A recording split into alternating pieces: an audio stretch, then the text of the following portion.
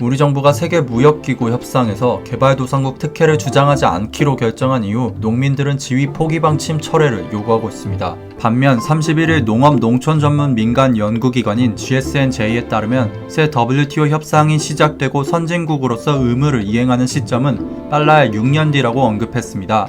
따라서 개도국 지위 유지에 따른 농업 피해 방지 등 실질적 이익은 크지 않고 불확실한 반면 대미 관계에 대한 부담 비용은 훨씬 많고 확실하다고 진단했습니다.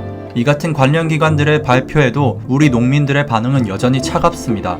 실제로 우리 농가의 소득은 도시에 상주하며 근로하는 근로자에 비해 65% 수준으로 낮은 편이며 해마다 그 격차는 벌어지고 있었습니다. 이렇게 국내에서도 의견이 분분하지만 해외 네티즌 사이에서는 다른 관점에서의 갑론을박이 이어지고 있습니다. 영어권 커뮤니티 레딧에 올라온 한국의 WTO 개발도상국 포기 방침 관련 반응을 함께 살펴보시겠습니다.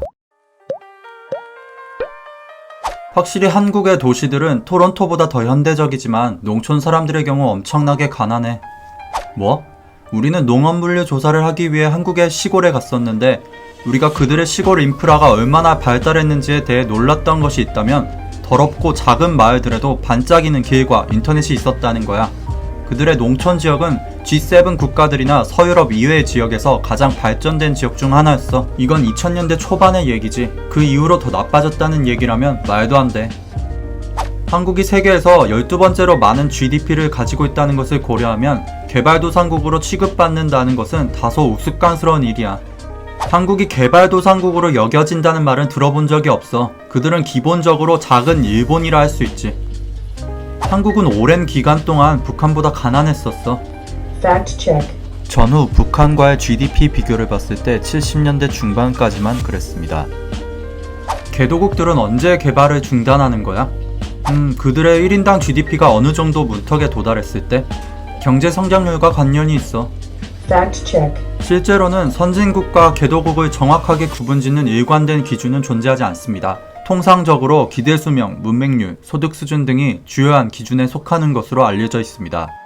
중국은 1인당 GDP 얘기를 하지 않는 한 세계에서 두 번째로 높은 GDP인데도 개도국이지. 그런 논리로 보면 중국, 인도, 브라질은 모두 선진국이야. 중국은 사실 이 문제에 관한 매우 단절된 도시와 시골 풍경을 가지고 있어. 베이징과 선정과 같은 일부 생산성이 높은 경제자유구역 도시들을 보면 PPP와 1인당 GDP는 실제로 선진국만큼 높고 쉽게 한국의 도시들보다 같거나 심지어 더 높아. 선전의 경우엔 구매력 평가 기준 1인당 GDP가 약 45,000달러를 상회하지. 도대체 왜 개도국으로 분류된 거야? 한국은 포르투갈과 같은 많은 선진국들보다 1인당 GDP가 더 높고 인프라도 매우 좋은데 말이야. 지금까지 외국인들의 반응이었습니다. 대체로 외국인들은 한국이 WTO 기준 개도국 리스트에 올라와 있었다는 사실의 놀람과 동시에 이해가 되지 않는다는 입장이었습니다. 세계의 화제거리나 외국인들의 시선에서 본 한국의 재밌는 내용들이 있다면 더 소개해드리겠습니다. 감사합니다.